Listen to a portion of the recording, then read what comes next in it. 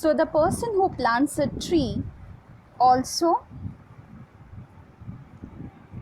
because the trees build their nest on the trees, and this way the trees have made her home closer to the heaven. For song and mother croon of bird. Now what do you mean by mother croon? That is the mother bird. Crooning here means the lullaby. Okay, it is referred to the twittering of the birds. In hushed and happy twilight heard. Now hushed means most probably the evening time when all sounds subside and it's very quiet and serene. Twilight, when evening gives its way to night. So at that time you can hear the mother bird singing to their young ones happily in a soft and gentle voice during twilight, the treble of heaven's harmony. So this croon can be heard in the silence during twilight, and this bird's high-pitched tone adds to the pleasant harmony of the universe. These things he plants who plants a tree. So let's quickly summarize what all benefits or what all things a person who plants a tree plants. So to begin with, a person who plants a tree plants a friend of sun and sky, the flag of breezes, the shaft of beauty, a home which is closer to the heaven for birds, as birds build their nest on the trees.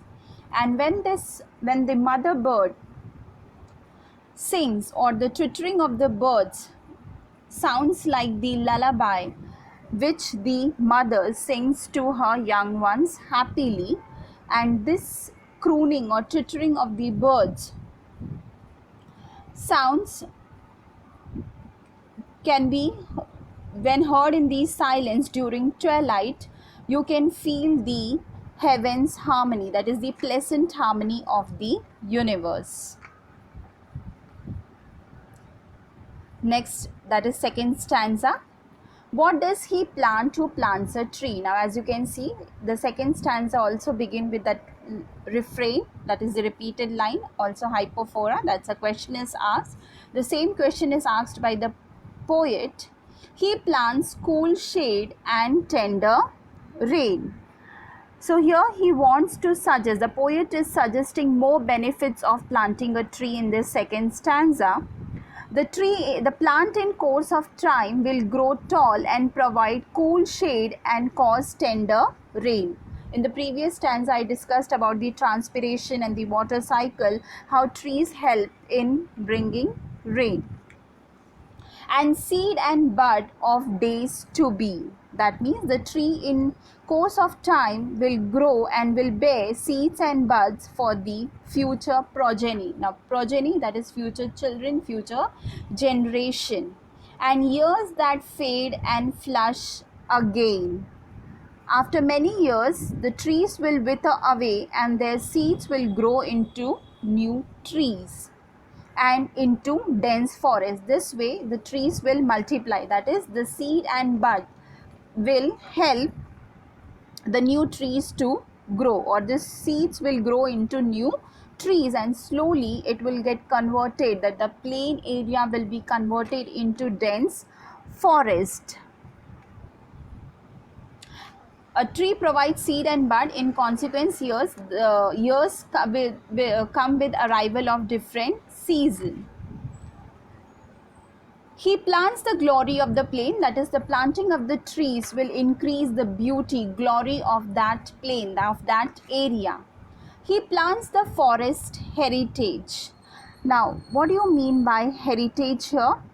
Here, the poet is saying that since forests are the natural heritage, the one who plants trees helps in conserving natural heritage. Now, this is symbolic of the process of birth, death, and regeneration.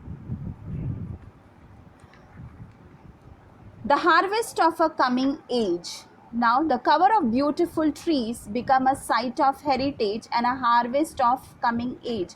Now, harvest of coming age means the trees will help the future generation. Coming age here means the future generation. The future generation will harvest, that is, will benefit from the trees which are planted today. The joy that unborn eyes shall see. Unborn eyes, just now as I said, the future generation. The forest is inherited by the man who plants a tree. It will provide crops to the future generation. That is, the future generation will harvest the benefits or reap the benefits of the plant which has been planted today. These things he plant who plants a tree. So this way the various benefits will be seen by the upcoming generation, or the person who is planting a tree today will this way help the future generation. So this way the poet is covering the direct, immediate as well as the overall benefits of planting a tree. Now direct benefits means the cool breeze, the cool shade. Okay, these are the like immediate benefits you could say, and the seeds and buds which will help the forest heritage, or the new trees which will grow and it will get in grow into a dense forest. So it will be the long term benefit which will be reaped or enjoyed by the future generation.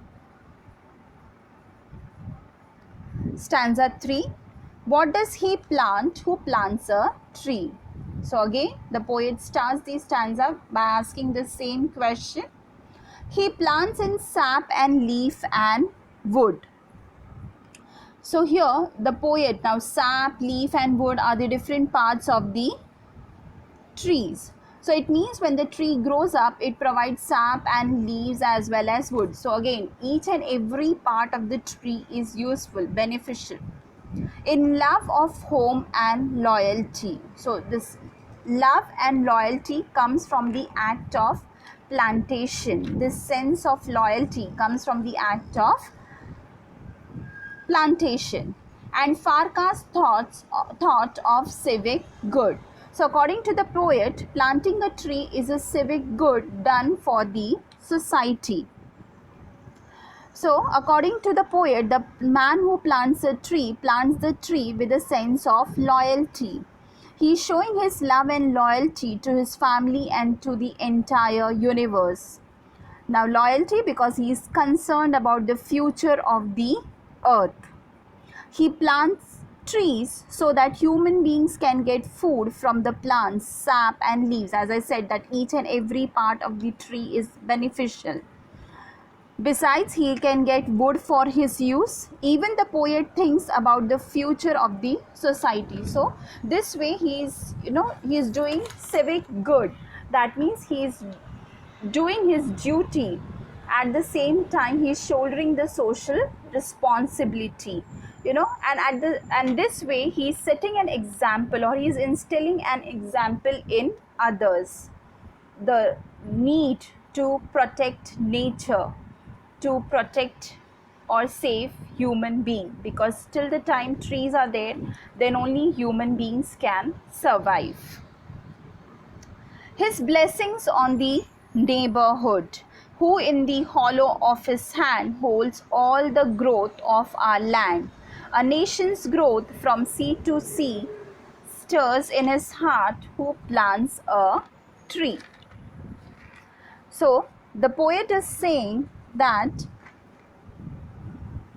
the person who is planting a tree, he is thinking about the future of this society, because what will happen to the world without plants?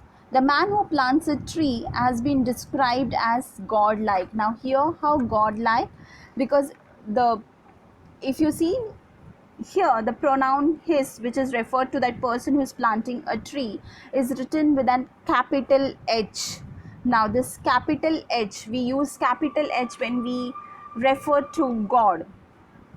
So this way the poet is describing the person as a godlike, by using or indicating it with a capital H. So by planting trees, he showers his blessing on the neighborhood, because he is not only he himself is going to benefit by planting a tree, but the entire neighborhood, entire earth is going to be benefited. He holds the future progress of mankind in his hand.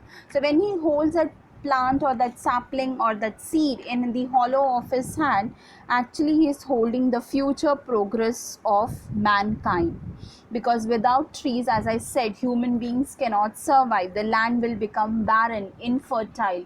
So here, as you know, like you must have studied in science, that tree holds the soil and it prevents soil erosion. It prevents the fertile soil, the top layer of the soil, from being washed off.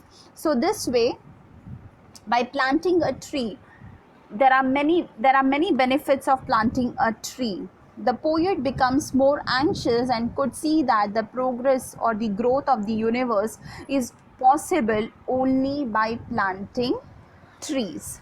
So planting trees increases the resources. How a nation's growth from sea to sea depends upon the growth or depends upon the forest reserve of that country, because we get a lot of things from trees, like medicines, herbs, raw material for your agro-based industries. So this way, the resource of a country indirectly or directly the resource of a country directly depends upon the planting of the tree, and this way indirectly increases the growth of the country, or you could say it the growth of the country is indirectly dependent on the plants, or you could say forest reserve of that country. So these all things are considered by the person who plants a tree.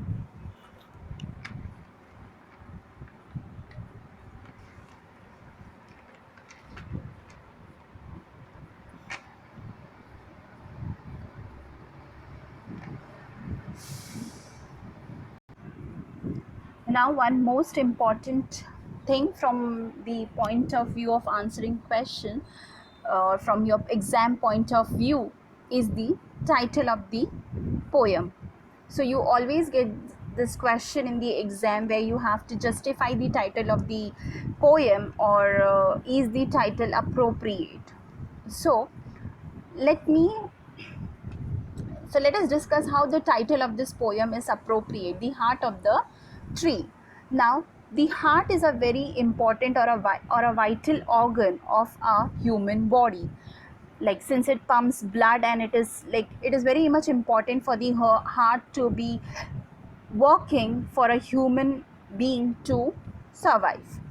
Same way, it is very important or very much important for trees to be there, because without trees, as we discussed in the third stanza, the land will be barren, infertile, and human beings can't survive. So this way, the poet has compared the tree to the human heart, which is an important or a vital organ of the body, which pumps blood and which keeps us alive. So same way, trees are important for human beings to survive on this earth. Also, the human heart is full of feelings, dreams, wishes, desires, okay, and it is generous and loving. Same way, the tree symbolizes beauty, peace, shade, harmony, good values, growth, and prosperity. So this way, the title of the poem, Heart of the Tree, is an appropriate title, or this way you could justify the title of the poem. Thank you, children.